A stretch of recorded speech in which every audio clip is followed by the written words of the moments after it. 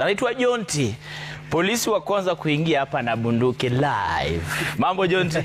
Fiti sana. Uko fiti? Niko fiti. Umeamkaje lakini mzee? Nimeamka fiti. Hata sikuamka.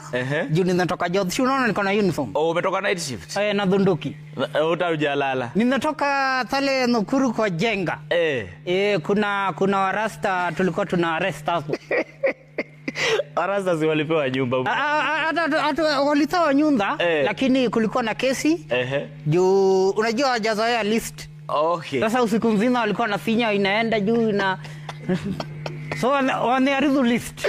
Okay. So tulikuwa kwa hiyo kesi. So warasta mmeweka ndani. Warasta sao.